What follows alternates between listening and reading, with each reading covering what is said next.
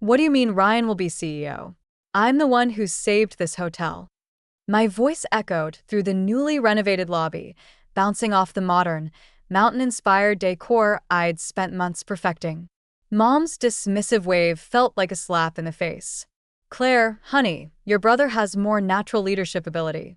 You're too detail-oriented, she said, as if explaining something to a child. That's when Ryan strolled in, hands in his pockets, wearing that smug smile I'd seen since we were kids. Hey sis, don't take it personally. Someone needs to handle the day-to-day stuff while I focus on the bigger picture. My name is Claire Anderson, and at 52, I never thought I'd find myself fighting for recognition in my own family's business. After 20 successful years in hotel management in Chicago, I'd given up everything to come home to Colorado and our struggling family hotel. The irony? I was the only one with actual hospitality experience, while my younger brother Ryan had bounced between jobs, never holding one for more than a year. Here's what really gets me. 8 months ago, my dad called me in tears, saying they were weeks away from bankruptcy. I didn't hesitate. I sold my condo in Chicago, cashed in my savings, and came home to help. The hotel was stuck in a time warp, dated decor, no social media presence, and reviews that made me cringe. I worked day and night modernizing everything from the reservation system to the lobby furniture. God knows how many nights I spent hunched over spreadsheets, negotiating with suppliers, and training staff. I even used my industry connections to get us featured in travel magazines. And it worked. The transformation was incredible. The Mountain Pine Lodge went from a 2-star nightmare to the talk of the town. Our bookings doubled, and for the first time in years, we were actually turning a profit. Every detail, from the locally sourced artwork to the upgraded amenities, was carefully chosen to create an unforgettable guest experience.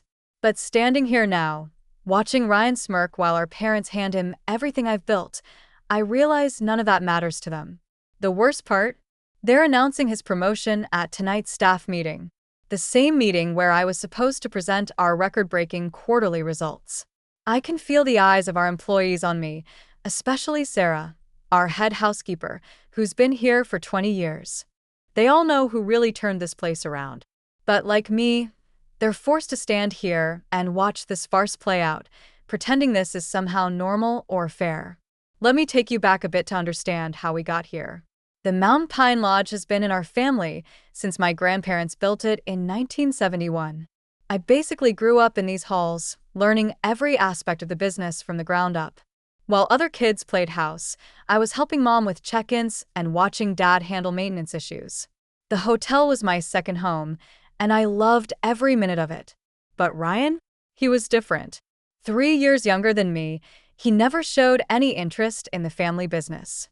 While I was studying hospitality management in college, he was bouncing between majors, first architecture, then business, finally dropping out altogether to find himself.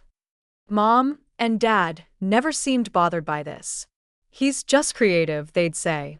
He needs time to figure things out. Meanwhile, I was building my career in Chicago, working my way up from front desk manager to regional director for a major hotel chain. Every success I had was met with lukewarm congratulations from my family. That's nice, dear, but when are you coming home? When are you getting married? It was never enough. When Dad called about the hotel's financial troubles, I knew exactly what needed to be done. The place was hemorrhaging money, outdated systems, inefficient processes, no real marketing strategy. The reviews online were brutal, stuck in the past, needs major updating, not worth the price. It broke my heart to see my family's legacy crumbling. I took a leave of absence from my job in Chicago, which eventually became a resignation, and dove into the rescue mission. The first month was just damage control, fixing broken equipment, updating the booking system, training staff on basic customer service. I dipped into my savings to replace the ancient carpeting and give the lobby a facelift. Every penny I spent was carefully calculated to maximize return on investment. What really gets me is that Ryan wasn't even here during all this. He was off in Denver, supposedly networking, but really just partying with his friends. He'd show up occasionally for family dinners, make a few vague suggestions about modernizing our approach, and disappear again. Yet somehow, in my parents' eyes, his occasional input was just as valuable as my daily grind. I kept telling myself it would be worth it, that once they saw the results, the improved ratings, the increased bookings, the positive reviews, they'd finally recognize my value. I guess I should have known better. The past 3 weeks have been a nightmare. Ryan struts around like he owns the place, making changes left and right without any understanding of how a hotel actually works. Just yesterday, he decided to cut our continental breakfast service to save money, apparently oblivious to the fact that our breakfast ratings are one of our biggest selling points. When I tried to show him the guest satisfaction data, he just laughed and said, "Numbers aren't everything, sis." But what really pushed me over the edge happened this morning. I walked in to find him firing Maureen, our head of housekeeping who's been with us for 15 years. His reason? She wasn't flexible enough about his new scheduling system, a system that would have left us dangerously understaffed during peak checkout times. I managed to intervene and save her job, but the look of humiliation on her face will haunt me for a long time. I tried talking to Mom and Dad about it. I brought spreadsheets showing our progress, guest reviews praising our recent improvements, even financial projections for the next quarter. Dad just stared at his coffee while Mom patted my hand and said, "Dear, you need to give your brother time to find his footing. He has such wonderful ideas." That's when I saw it, the for sale sign on the old Riverside Lodge while driving home. It was our main competitor for years before falling into disrepair last season. I pulled into the parking lot, my mind racing. The property had so much potential. Better views than our hotel, closer to the ski slopes, and a much larger spa space. Sure, it needed work, but I knew exactly what to do with it. I sat in my car for almost an hour, looking at that sign and thinking about every time my parents had overlooked me in favor of Ryan. Every achievement dismissed. Every suggestion second-guessed. Every contribution minimized. Something inside me snapped, or maybe it finally clicked into place. I called my realtor right there in the parking lot. The owners were eager to sell, and thanks to my savings and stellar credit rating, I could make it happen. By the time I drove home, I had already scheduled a viewing for the next morning. For the first time in months, I felt energized, excited even. I wouldn't have to watch Ryan destroy everything I'd built. Instead, I would build something new. Something that was completely mine. Let them see what they gave up when they chose him over me. The next few months were a whirlwind of activity. I poured everything into transforming the Riverside Lodge into something extraordinary. While Ryan was busy throwing parties at Mountain Pine Lodge, I was working with contractors, redesigning spaces, and building a team of top-tier hospitality professionals. I named it the Summit. Maybe a bit on the nose, but I wanted everyone to know exactly what I was aiming for. Word got around town quickly. Some people called me spiteful for competing with my own family. Others, especially those who'd worked with me at Mountain Pine, quietly cheered me on. My parents tried guilt-tripping me at first. "How could you do this to your brother? To us?" Mom would ask during our increasingly rare family dinners. I just smiled and changed the subject. Meanwhile, Ryan's mismanagement was taking its toll on Mountain Pine Lodge. Their reviews started dropping, complaints about inconsistent service, maintenance issues, even cleanliness problems. 3 longtime staff members quit within the first month of his leadership. I heard through the grapevine that they had to slash their rates just to maintain occupancy. The Summit's grand opening was exactly 6 months after that fateful day in the lobby. I'll never forget my family's faces when they walked in. Mom's tight smile barely hid her shock. Dad's wide eyes took in the packed house. And Ryan's barely concealed anger simmered under the surface. The local paper was there, taking photos and interviewing guests about Aspen's newest luxury destination. "You're trying to destroy us," Ryan hissed when he cornered me by the bar. "This is a direct attack on our family." I just smiled and replied, "No, Ryan. This is me succeeding despite our family." The contrast between the two hotels couldn't have been more stark. While Mountain Pine Lodge struggled with basic maintenance, the Summit was making waves with its eco-friendly initiatives and luxury amenities. Every detail I dreamed of implementing at the family hotel, but had been shot down, was now a reality here. From the locally sourced restaurant menu to the state-of-the-art spa facilities, everything was exactly, as I'd envisioned. But success brought its own challenges. Other hotels started copying our innovative booking system.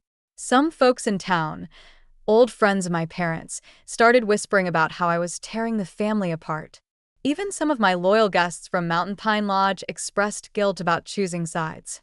The real challenges came rolling in as the summit gained momentum. My former vendors from Mountain Pine Lodge started getting pressure not to work with me. Mom had quite the social circle in town, and suddenly, some longtime family friends stopped meeting me for our usual coffee dates. I even lost my spot on the local tourism board. Apparently, there was a conflict of interest.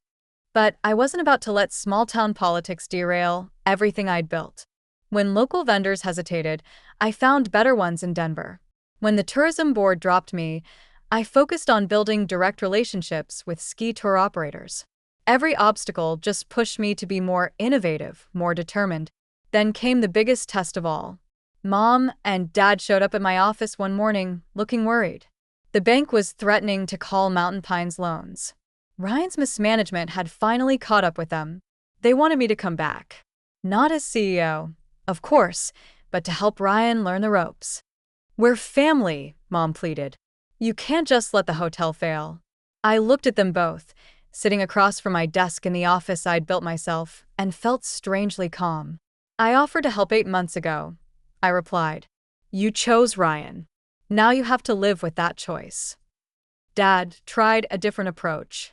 "Think about your grandfather's legacy," he said quietly. "This hotel has been in our family for generations, and I tried to preserve that legacy." I shot back. "You're the ones who handed it to someone who treats it like his personal playground." The whispers around town got nastier after that. I was the ungrateful daughter, the bitter sister, the woman who'd turned against her own family out of spite. Some days, those rumors hurt more than I'd like to admit. But every morning, I'd walk into the summit's lobby, see my vision come to life, and know I'd made the right choice. My team became my new family. Many were former Mountain Pine employees who jumped ship, tired of Ryan's chaotic management style. They understood what I was building here wasn't about revenge. It was about creating something meaningful, something we could all be proud of. The breaking point came during the annual Colorado Luxury Hotels Awards. The summit was nominated for Best New Boutique Hotel, and Mountain Pine Lodge was conspicuously absent from any category. I was sitting in the ballroom, surrounded by my team, when they announced our win. As I walked to the stage, I caught sight of my parents in the back of the room. They'd shown up unannounced, probably expecting to support our family hotel, as they had for years. The look on their faces said everything. Mom was fighting back tears. Dad looked like he'd aged 10 years. Ryan wasn't there. He'd stopped attending industry events months ago, claiming they were just popularity contests. But everyone in that room knew what this moment meant. The student had officially surpassed the teacher. The detail-oriented daughter had built something better than the family legacy they'd refused to entrust her with.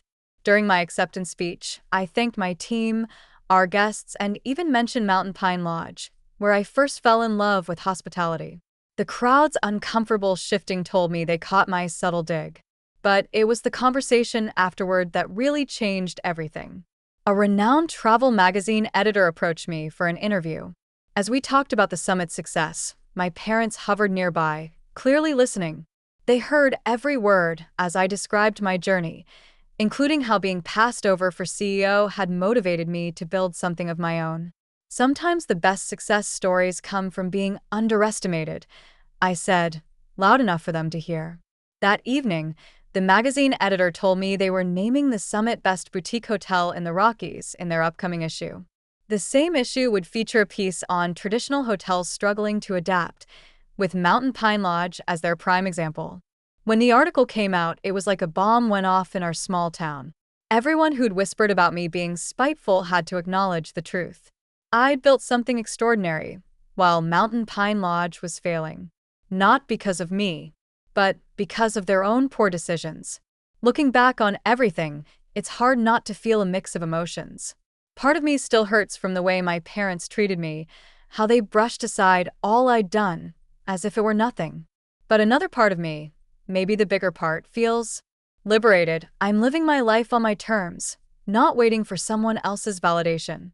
When I walk into the summit every morning, I'm reminded of what I built with my own two hands.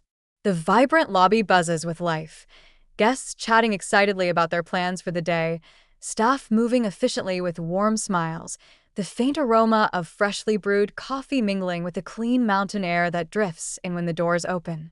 It's everything I ever wanted the Mountain Pine Lodge to be, and seeing it thrive gives me a deep sense of pride. My team at the summit has become my family in ways I never expected.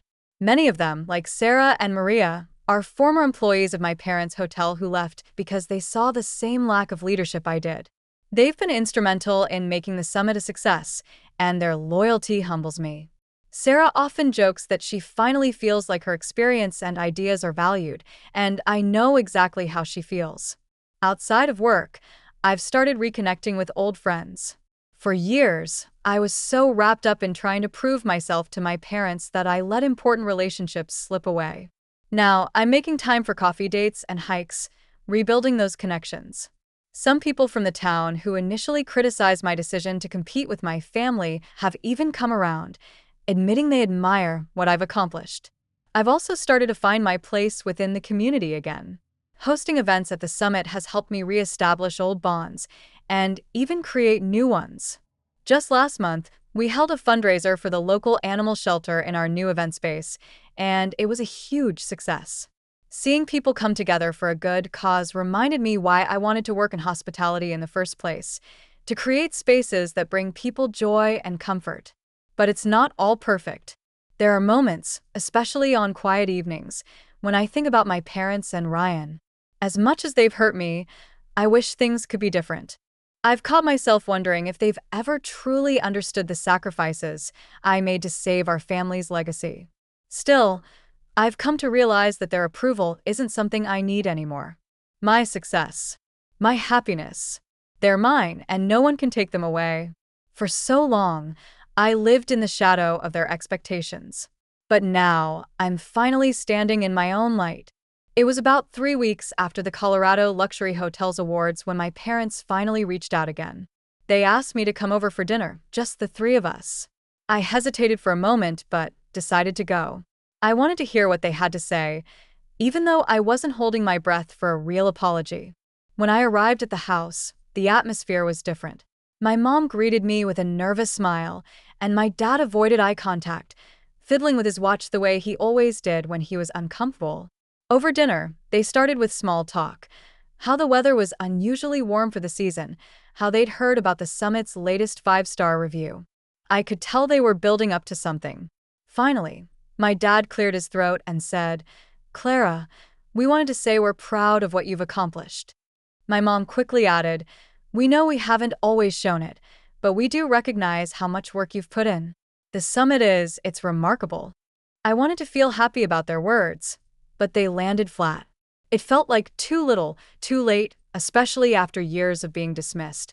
Instead, I just nodded and waited for what I knew was coming next. Sure enough, my mom launched into it. "Ryan's been struggling. The hotel isn't doing well, and he's in over his head.